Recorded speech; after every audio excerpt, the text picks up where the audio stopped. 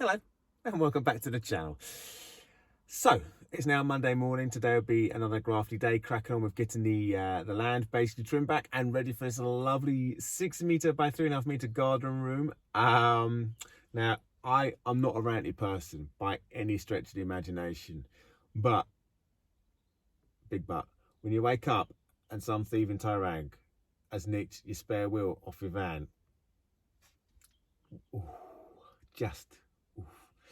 so yeah, I woke up this morning and looked at the side of the van. I'm like, what's that little metal thing hanging out from the back of it? I was like, well, that ain't bloody good, is it? So went outside, and yeah, sure enough, somebody had like snipped the holder on my transit van to take my steel spare wheel. Can assume only for the tire, because those things aren't exactly the most expensive things in the world. And then the funniest thing was that when I went to the garage to pick up some sandwiches this morning, there's a bloke there. He's gone, I'm like, you right, mate? He's like, he goes, I don't know. He goes, what's the world come to? He goes, some bloody thieving gits just nicked my bloody spare wheel off my transit. So obviously there was a little spat of them going on last night. So yeah, so one bloke's done a little tirade of stealing people's spare wheels. So anyway, that's the start of the day so far. But it is what it is. Nothing else you can do about it. I'll pick up a spare one. I'll have to pick up the new carrier that goes with it. But otherwise, it's time to get on and crack on with the day. So I've just got into the garden I'm working in. Sorry I'm whispering. But there was a baby deer where the garden room's going. So I'm just gonna see if I can get a little peeky at it. I don't think it's done any work for me. I don't think it's dug any holes or anything, but nice to see it.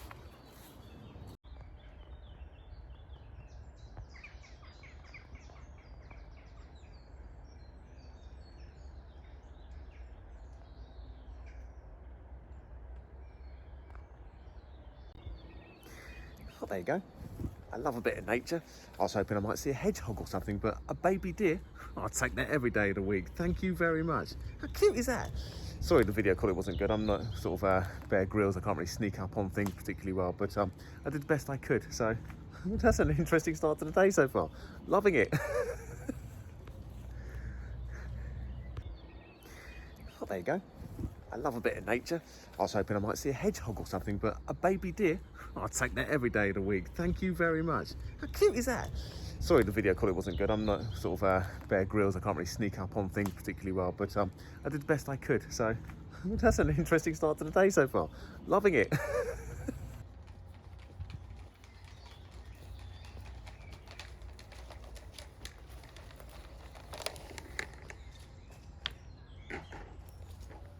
Power.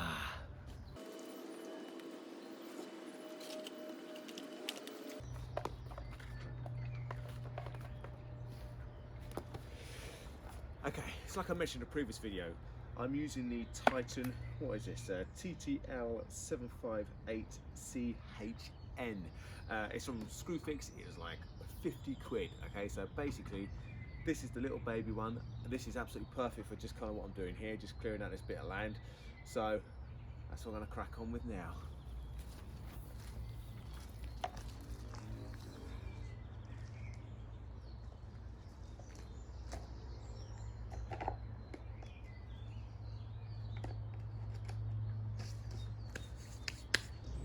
Righto.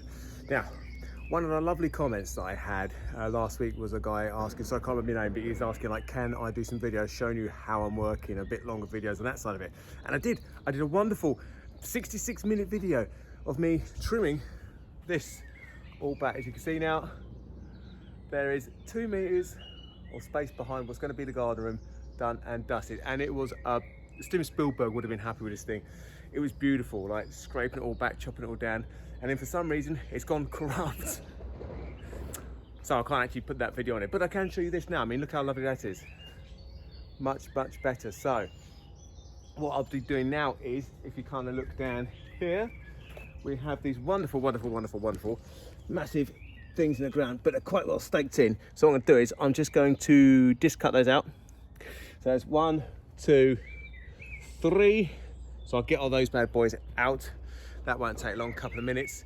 Cut them out, and then it'll be taking all this crap, the fence panels, again, just because I like to keep a clear sight, get that down to the front next to skip ready, and then it'll be marking up, pegging up where the room's going to be. Sort of from this point forward now, we're actually on the garden room build side of it, so the kind of the groundwork preparation is basically there. So, oh yeah, happy days.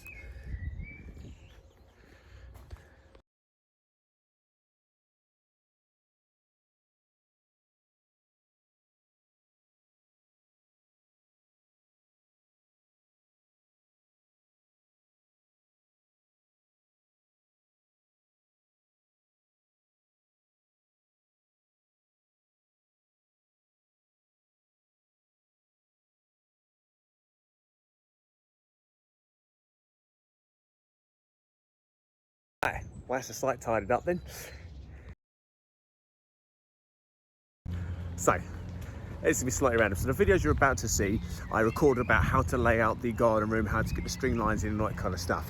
I just have to sort of precursory warn you that it pissed it down as I was recording this. So some of the sound quality is not particularly good.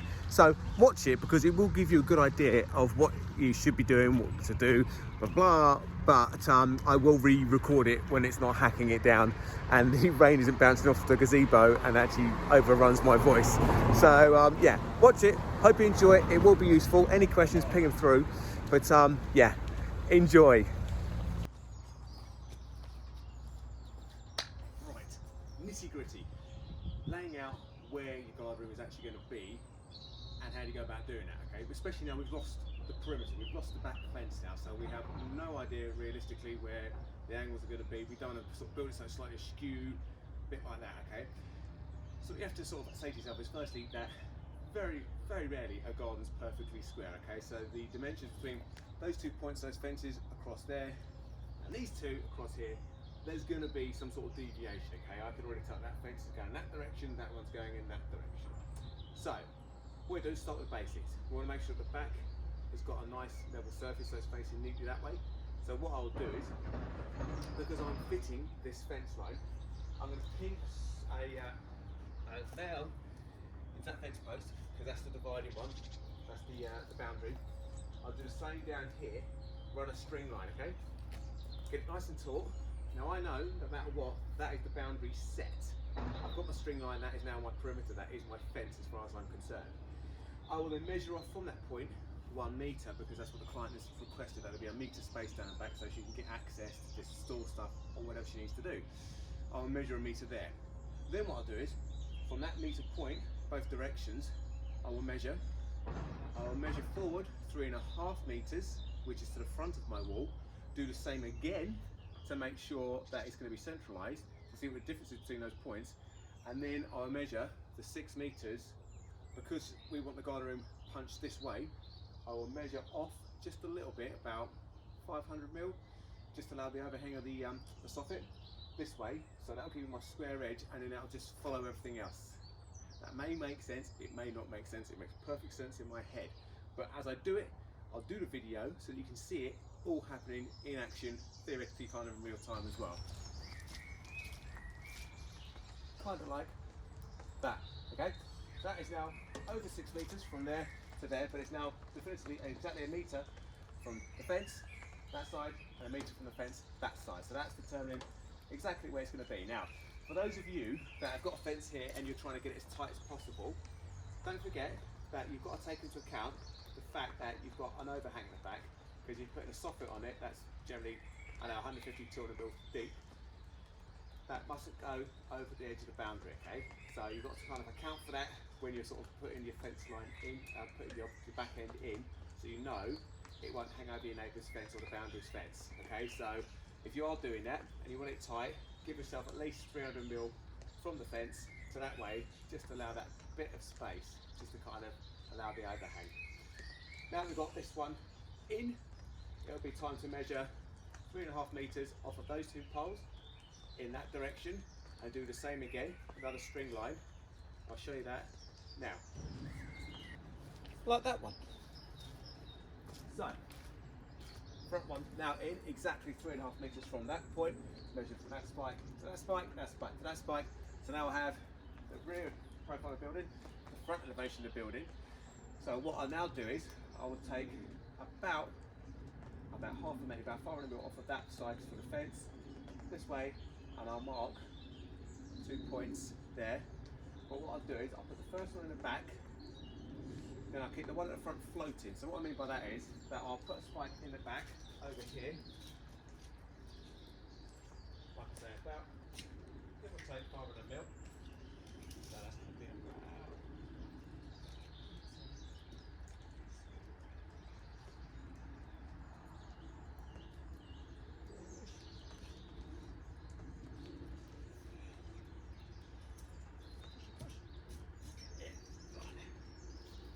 so now what I'll do is I'll put my string on there, put it that way, then I'll get my tri-square, and as I've got that one now floating, because it's tied on this one, I can actually grab it and pivot it.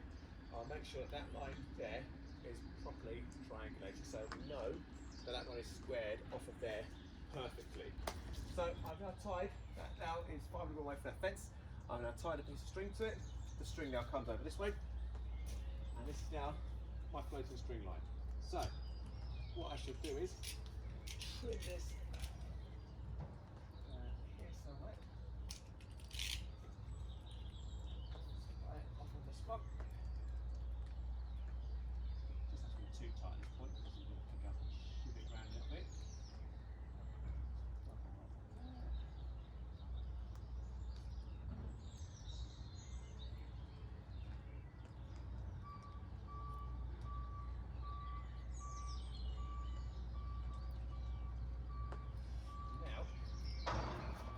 What I'll do is I'll measure 300 mil off of this fence just for the sake of it, just to give you a starting point. So 500 mil. That's right.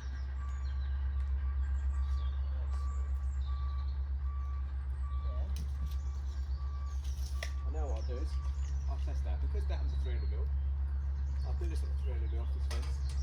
Just see what it's doing. So these fences, they do move around quite a little bit. So this is my floating set square. Again, screw fixed. Lovely job. Easy peasy. So, if I idea what's going on. So I now know that there is very basically square.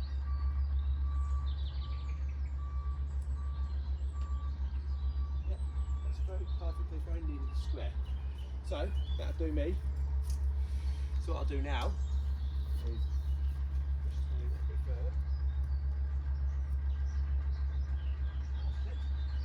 So that's nice and tight now. I'll now do the same again. Set pin over here, but this time I'll set that one from that pin and the back one at 6 meters, because now I'm actually profiling the building. So that'll be set at 6 meters. Put another string line across. Make sure they're square. And then done. We know that that is the building in, looks good. Stand back, I'll get the client to make sure that she's happy exactly with the position of it, that she's happy with everything else that's going on. I'll double check the measurements from that end to the fence line just to see what it's doing. But that was the main priority for her, was keeping a good equidistance there. Which it means if it does narrow in or whatever down that side, there's nothing you can do. There's only so much control you can have, so that's it. I'll get that done at 6 meters. Perfect. Another little top tip I should have mentioned earlier. So when I kind of had it like the tri-square and just kind of free holding it, once you kind of got it roughly squared up, get yourself a couple of bricks or a couple of chunks of wood or whatever, put them down so you can actually measure it. So now I can actually see, because the levels are in line with the string, I can look down and see spot on, spot on, spot on. So I've now firmed up that corner, this corner, and now I'll take the bricks down that end, and I'll show you me doing that, because why not? So swing you around there. So I'll grab the tri-square. By the way, I picked this up from Tool Station. I think again it's only like 25 quid, something like that. But again, just part of prep work. If you've got the right tools, it just means the whole thing's going to come together a lot better.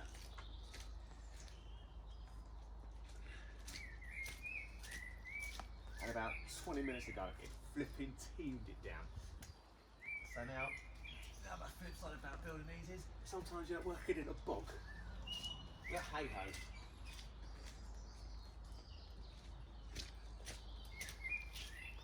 So get those in and support all 3 corners, get that welch down into the mod. Get this on, all the way around. Like that.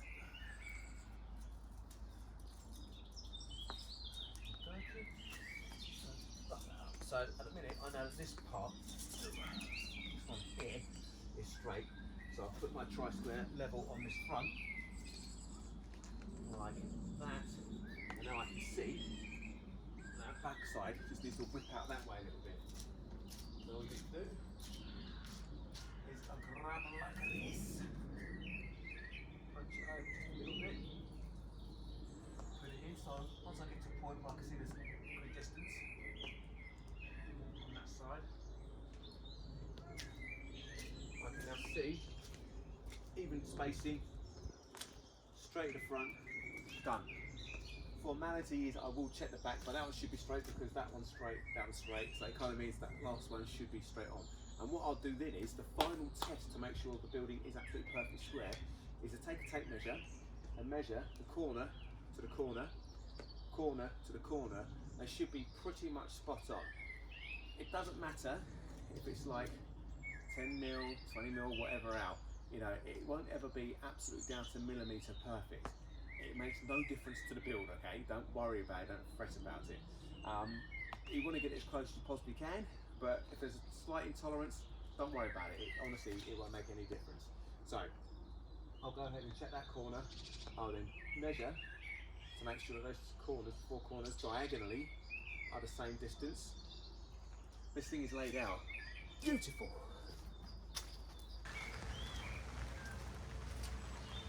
So, as the rain starts again, that's it all squared off now. So, use the bricks to elevate it. Just gives you a fun little piece. You will fiddle around with this for a little while, because like I say, it doesn't have to be spot on, but you want to go and get it as close as you're going to get it. So it's now exactly the same, 697 from that corner to that corner, 697, 5 from that corner to that corner, 5 mil. Doesn't make a difference in the slightest. So, you just watched it, but just a recap. Back line, figure out how much space you want behind your building.